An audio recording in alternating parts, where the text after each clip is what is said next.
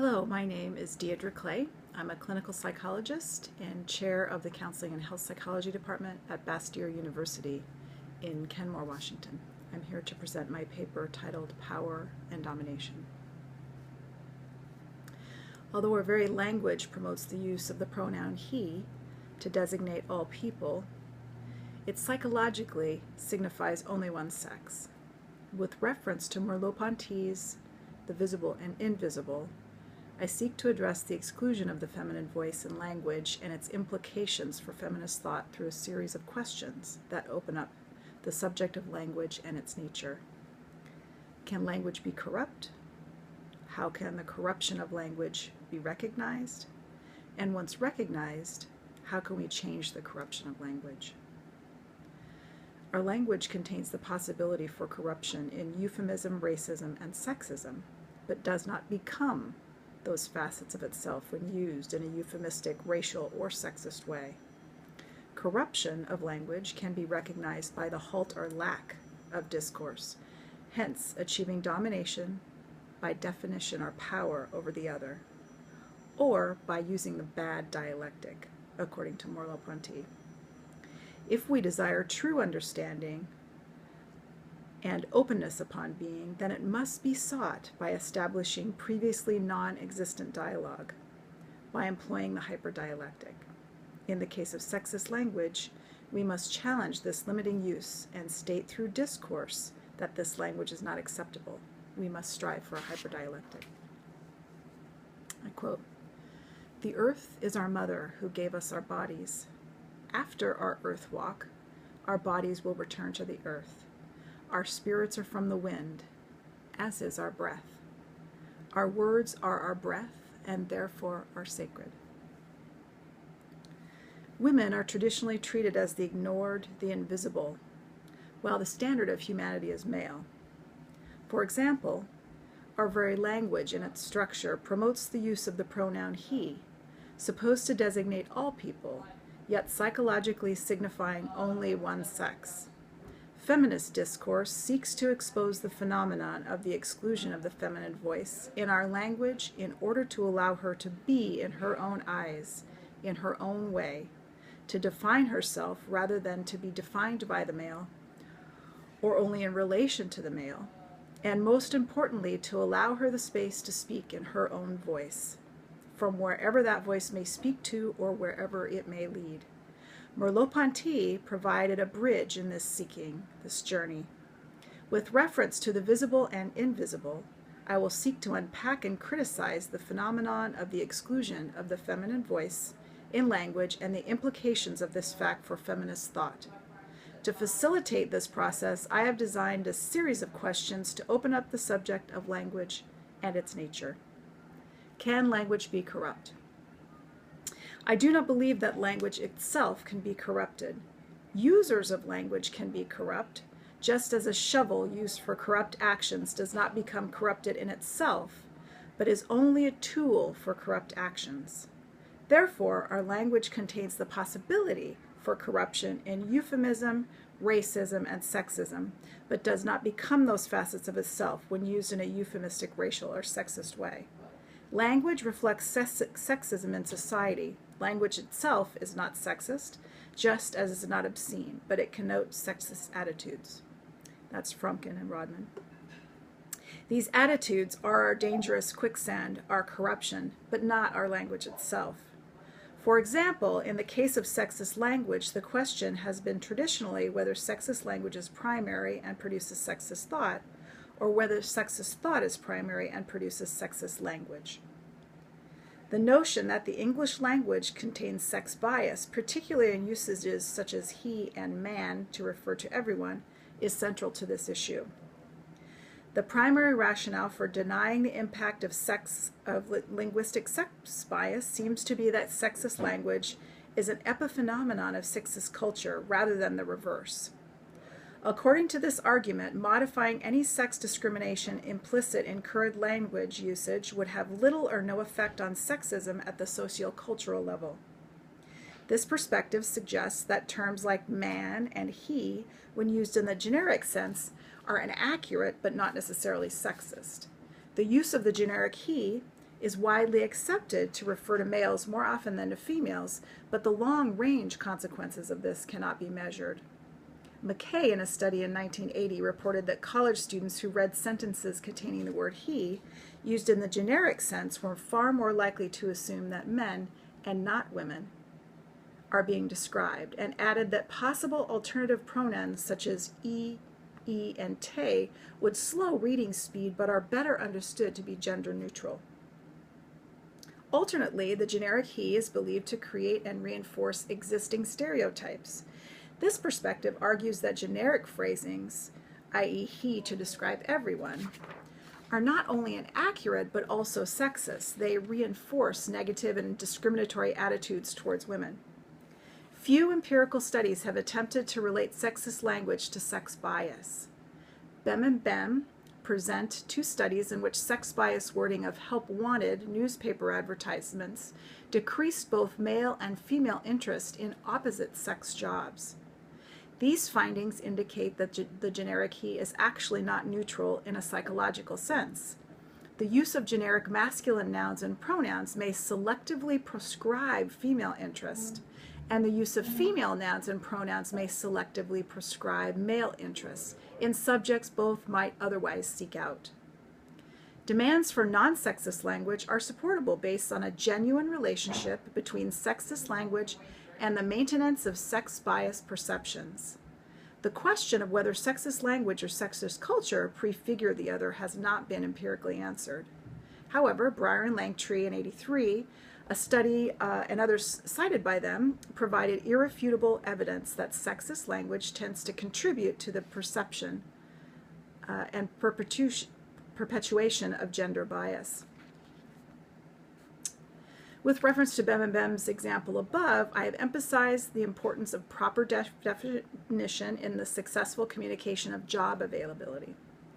Thucydides, in describing the events surrounding the Peloponnesian War, emphasized the importance of remaining aware of how the way we use language defines our world and being. He wrote, "Words, too, had to change their usual meanings." He went on to cite the changes that manifested themselves within language. Things became the opposite of what they were previously. What used to be described as a thoughtless act of aggression was now regarded as the courage one would expect to find in a party member, end quote. When things change their meanings, then the common bond of language, and therefore of understanding, is severed. Without this common bond of meaning, there is no common ground within which to conduct dialogue. Thucydides later posited, love of power, operating through greed and through personal ambition, was the cause of all those evils, end quote. In short, the new definition of words dominated the being of the people of Peloponnesia and arrested the challenging by discourse of existing entrenched beliefs. Aside from wartime, proper definition in general language use is of importance in the day-to-day world also, in that it may genuinely define one's life. The struggle for definition is veritably the struggle for life itself. In the typical Western, two men fight for the possession of a gun that has been thrown to the ground. Whoever reaches the weapon first shoots and lives. His adversary is shot and dies. In ordinary life, the struggle is not for guns, but for words. Whoever first defines the situation is the victor. His adversary, the victim. For example, in the family, husband and wife, mother and child do not get along. Who first defines whom as troubling or mentally sick? Or in the famous story about Emerson visiting Thoreau in jail, Emerson asks, "Henry, what are you doing over there?" Thoreau replies, "Ralph, what are you doing over there?" In short, he who first seizes the word thus dominates and lives, and he who is defined is subjugated and may be killed. End quote. Likewise, in using sexist language, women are subjugated, defined, and thereby are dominated. In their bodies are focal points of lived meaning, as in this quote from The Visible and the Invisible. Language is itself a word, itself a being, Merleau-Ponty. He held that this domination, by definition, is an exclusion of the totality of our being and is the bad dialectic, which is that which thinks it recomposes being by aesthetic thought, by an assemblage of statements, by thesis, antithesis, and synthesis." End quote. In other words, it is that which seeks to hold and capture being, rather than allowing being the space within which to truly, wholly be. The domination of being by definition, or when the meaning of the dialectical movement is defined apart from the concrete constellation, according to Merleau-Ponty again. The bad dialectic is that which seeks to ignore the significations that surround the term and wishes only to hold the term to its proper definition. The implications of this kind of definition in our language are evident, but the implications of this exclusionary definition for our being are less obvious and need to be acknowledged.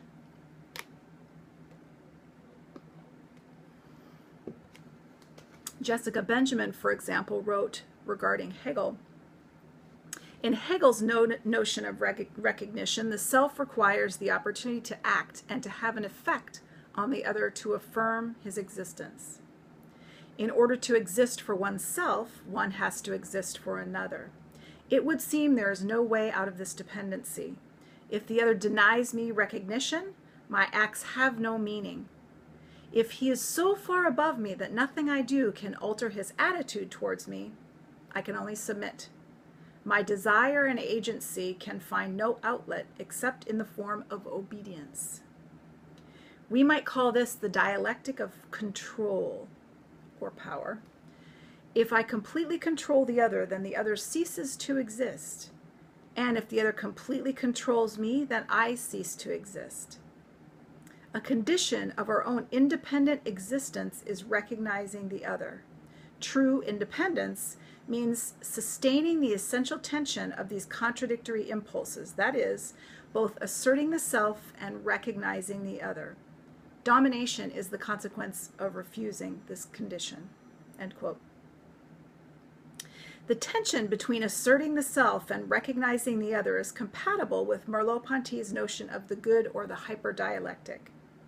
That which takes into account its own effect upon the language being spoken, the questions being asked, the very desire to ask the particular questions chosen, and the effect that our questioning has on the questioned.